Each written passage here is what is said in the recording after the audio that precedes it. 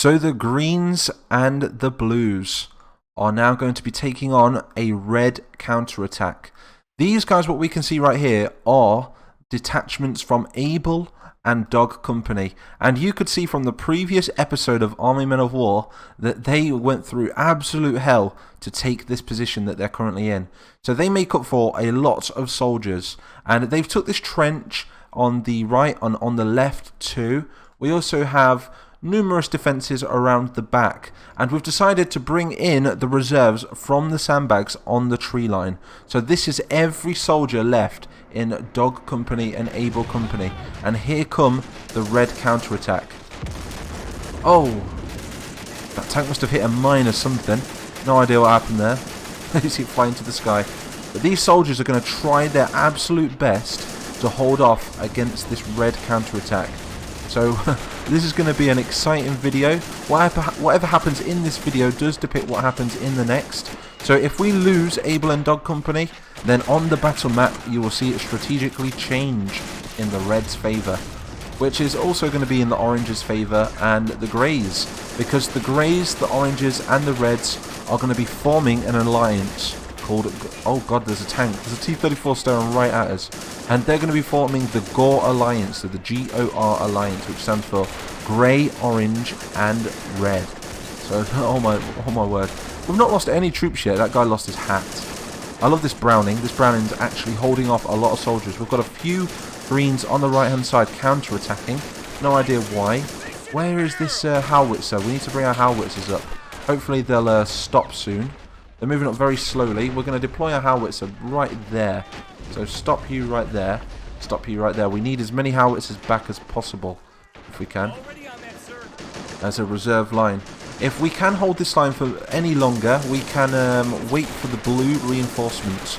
So the blues are going to be sending in their special forces for this battle to come and support the now stranded greens. And they're going to try and open up a spearhead front line and take the Tangerians from behind whilst holding off the Reds from reinforcing Ternoi. So look at that. I don't think... This looks absolutely unwinnable for the blues and the greens. And I say the blues because we're going to deploy the blue soldiers now.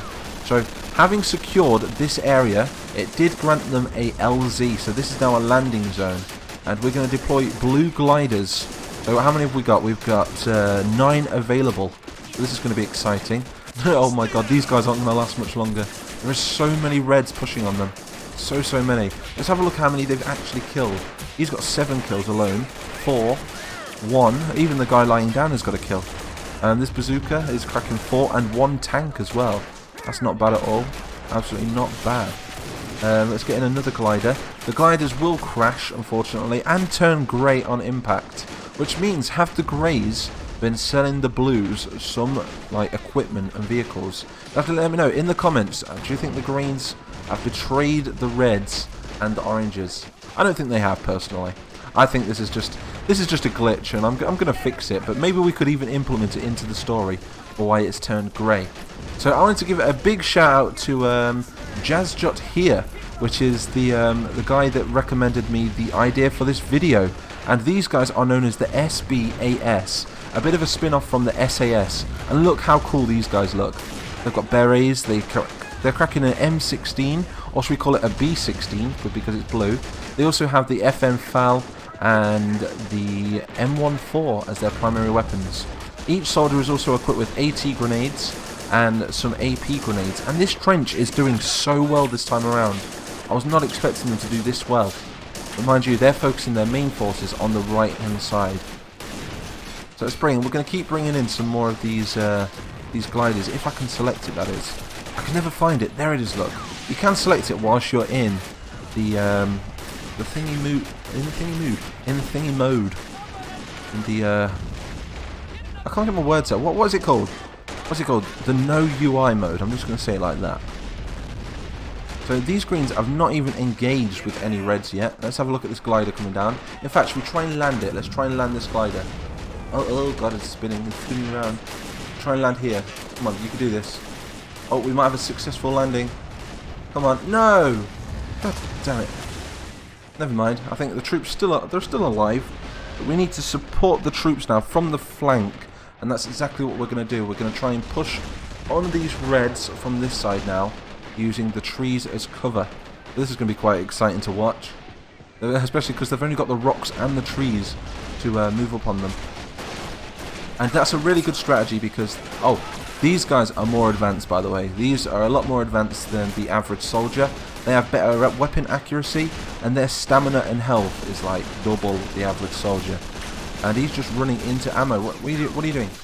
Stop it, man. You're going to get yourself killed. Go back. There we are. So those guys were clearly suicidal. I don't know why they were just running out. I think they was just listening to my orders. You see, the thing is, I'm like God in this game. It's like I tell them to do something, they'll do it. You know. So just like this guy, look, we can just go charge into battle. I feel really sorry for that guy. I may have just got him killed. But these actually might take this ridge and conquer this trench. Be interesting if they do. Yeah, I'll get them killed. Never mind. We've got blues moving up with greens backing them, and they're not giving up on this position. They're really not. We still have more reds pushing over, and a hell of a lot of them. This is the second counter-attack now, and I think we're talking around 600 men would have entered this battlefield, and that is another 2 companies. Another 3 companies, 4 companies, should I say, of red soldiers. So this is near enough the whole garrison of reds in Tannoy. So if they can weaken them by taking out this garrison, then we could be looking at an easy access for the future battles for the greens and the blues and the tans when they actually gain access to Tannoy itself. So for those of you guys that don't know what Tannoy is the capital of Viet Thanh, and that is the end goal for this campaign. If we can take Tannoy, we can re-establish a Tan Empire. Oh, I feel really sorry for him. Poor dude. I think they've pushed us back on a full retreat now, but we have got a lot of men in reserve. These guys are just staying back. They're using the grey/blue plains to take cover. Probably the wisest option, really. They're also using good use of the terrain. They can't really see anything at the moment. We are going to land another glider. I don't know how many gliders we actually have left. Oh, I've just pressed the pause button by accident. Pressed that there. And I'm just going to land a couple of them. Because we need some more troops on this battlefield if we're going to stop this red counter-attack. Because that's a lot of soldiers moving up on us. Look at that. I wonder if he's actually going to land this time. We've got a good open area here. Got 2 more gliders approaching. And like I say, guys, this is the SBAS, not the SS or the SAS. It's the SBAS, which stands for Special Boat Air Service. Oh, this is not good. But the Reds have completely taken this position. We are experiencing a bit of frame rate drop, but it will not last like that forever. Because these Reds aren't going to last much longer. Or should I say, wow, okay, maybe not. That's a lot of them. That's a huge army. An absolutely huge army. Look, they're even over here as well, focusing on this flank. They completely annihilated these blues that tried outflanking the Reds. So I'm guessing this has got to be the last of them now. I can't imagine there's much more Reds approaching the battlefield. And this is the full garrison of Tannoy when it comes to Red infantry. Anybody that's left there will be either reinforcements or practically the home guard. We've got a MG nest here. It's not really an MG nest. It could be used as an MG nest, but they're using rifles instead. And these guys are the last defense against these Reds. Oh, a direct hit from some howitzers right there. I think, you see, you guys, some of you just say, I'm not a very good tactician, but me placing my howitzers back there, I think is doing a really good job. Even though I can't find them. Where are they? There it is. There's a howitzer there. That we could have done with taking over some of those missile things. Could you imagine those missile things against this massive army of Reds? They would have done a lot of damage, and that is a lot of bodies. A lot of plastic. So the main focus of their force now is on the centre. They've pushed through the defences and they've managed to take pretty much all of their camp back. A lot of them are stuck behind this fence here as well. I love this map. There's something about this map. It's just really nostalgic.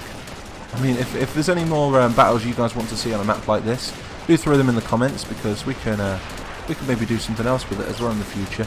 I'll try not to keep it so close to the Army Men of War series, but I'm talking like way in the future. We could revisit all the older maps and maybe change the battle up and see if we can send the series in a different route next time. That'd be pretty interesting in like a year or so from now. But then again, we'll probably be on like Season 4 or something of Army Men of War by then. To push these guys just a little bit further up, just to stop the Reds from advancing. But by the looks of it, there's no stopping them. There's absolutely no stopping these Reds. We've got a good exchanging fire right here, which is definitely a front line now. Definitely. And it's amazing what 2 companies of green soldiers can actually do, like damage-wise. And it's because they took them by surprise mainly. The Reds have captured one of their howitzers. These guys are like, comrades, we must use this howitzer to our advantage. It's great, bring vodka. Let's put this over. Oh no, they're actually going to use it from there. This is going to be interesting. Might have the tables turned. Oh, maybe not. Okay, they don't really care. How are we doing over here? Still a lot of soldiers pushing up. We have got a lot of men in reserve though. I'm going to try not to deploy all my soldiers. I think, how many did I say we had? I think we have 5 left. We've got 5 gliders left. I want to try and use them wisely and not get all my men killed.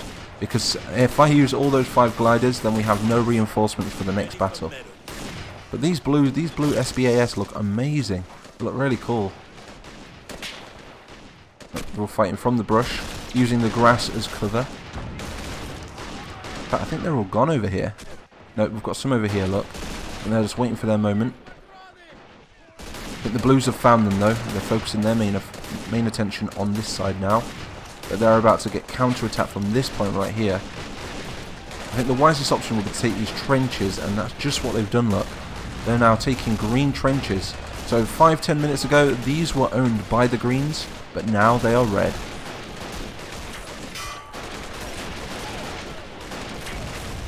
Same goes for over here.